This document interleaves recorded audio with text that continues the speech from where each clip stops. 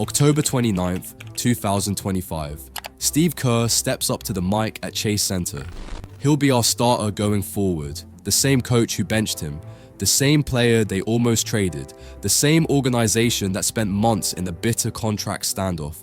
Something just changed in Golden State. Before we dive into this story, I need to ask you something. If you're enjoying this content, hit that like button and subscribe to the channel. Here's the truth. Over 98% of you watch without subscribing. It costs you nothing, but it means everything to us. So go ahead, click that subscribe button right now. Done? Perfect. Now let's get into it. Let's rewind to the summer of 2025. Jonathan Kuminga was a restricted free agent, and things got ugly fast. The Warriors offered him 2 years, $45 million. Kuminga wanted more. They countered with 3 years, $75.2 million, but with a team option. Kuminga said no. ESPN's Shams Charania reported on September the 28th that Kuminga didn't even show up to media day. He wasn't in San Francisco.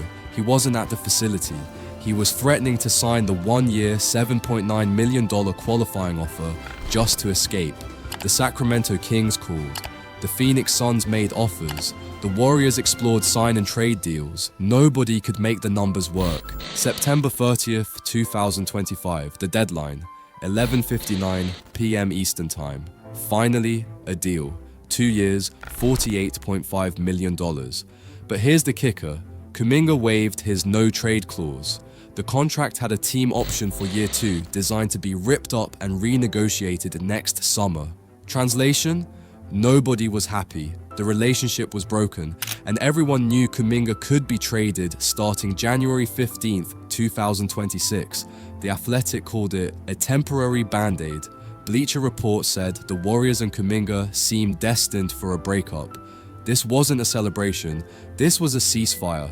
Now, you need to understand why the Warriors hesitated. Jonathan Kuminga is 23 years old. He was the 7th pick in the 2021 draft.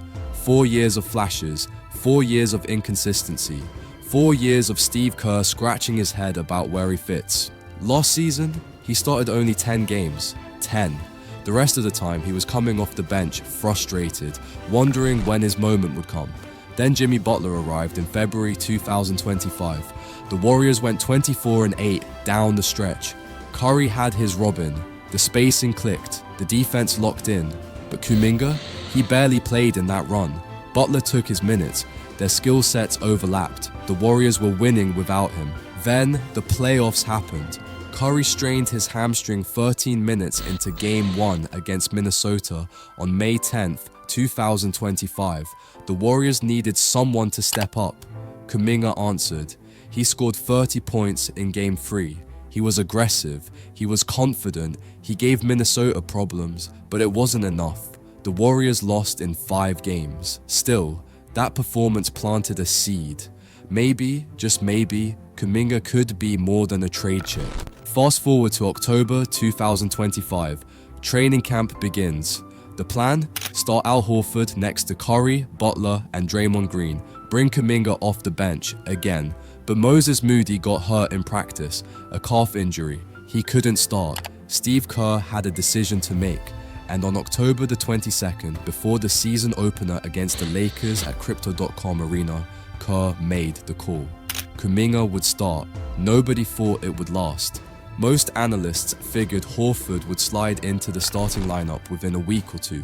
After all, Kerr had publicly worried about the spacing concerns with Butler, Green, and Kuminga on the floor together. Last year, that trio was terrible. The offense stagnated. The shots didn't fall, it didn't work, but something was different this time. Game 1, then Game 2, then 3, then 4. Kuminga wasn't just starting, he was dominating. Through the first 4 games of the season, Kuminga averaged 18 points, 8 rebounds, and 4 assists per game. He shot 58.1% from the field, 42.9% from free, and 80% from the free throw line. Career highs across the board.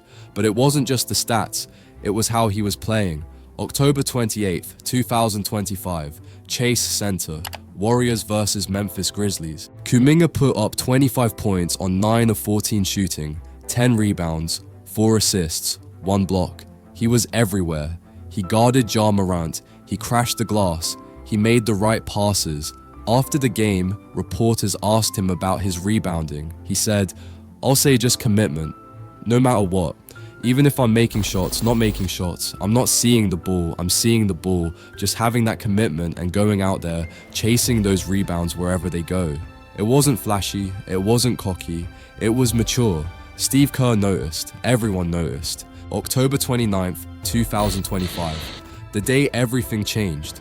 Before the Warriors game against the Los Angeles Clippers at Chase Center, Steve Kerr held his pre-game press conference. A reporter asked about the starting lineup. Kerr didn't hesitate. "He'll start tonight, and he'll be our starter going forward. He's been fantastic. Last night we put him on Ja Morant. Tonight we'll put him on James Harden. I think he's ready to take on that role defensively. Going forward, not for now, not we'll see. Going forward."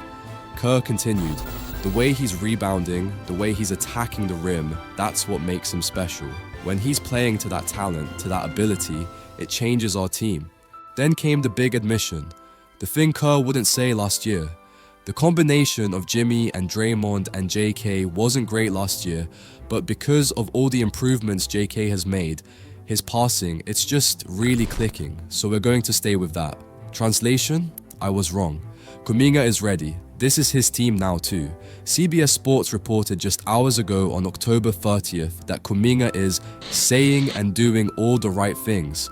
He told the San Francisco Standard, "I'm not sitting here thinking that I'm going to keep those minutes. I've got to go out there and earn those minutes." He even told Kerr, "If it's not my night, I won't get mad. I'll do stuff that will help us win." That's not the Kuminga from last year. That's a player who gets it. So is Jonathan Kuminga the future of the Golden State Warriors? Here's the harsh reality. Stephen Curry is 37 years old. Jimmy Butler is 36. Draymond Green is 35. Their contracts all expire after the 2026 to 2027 season. Mike Dunleavy, the Warriors general manager, said in May 2025 that the team's focus is mostly 90% on next season. This isn't a rebuild, this is a last ride. And Kuminga, he becomes trade eligible on January 15th, 2026, just 2.5 months from now. Shams Charania reported that both sides understand the likelihood of exploring trades when Kuminga is eligible to be moved in mid-January. The Sacramento Kings, Phoenix Suns, Chicago Bulls, and Washington Wizards are all reportedly interested. Nick Friedel from The Athletic wrote, "What happens the first time Kuminga doesn't like the minutes he's getting? What happens if he remains frustrated with the role Kerr has for him? Does he actually want to be here long term? The relationship is strained, the trust is fragile, and the Warriors are desperate for one more championship with Curry. If a team offers them the right veteran pieces, a shooter, a defensive wing, a reliable rotation player, Kuminga could be gone by February." So what's the answer?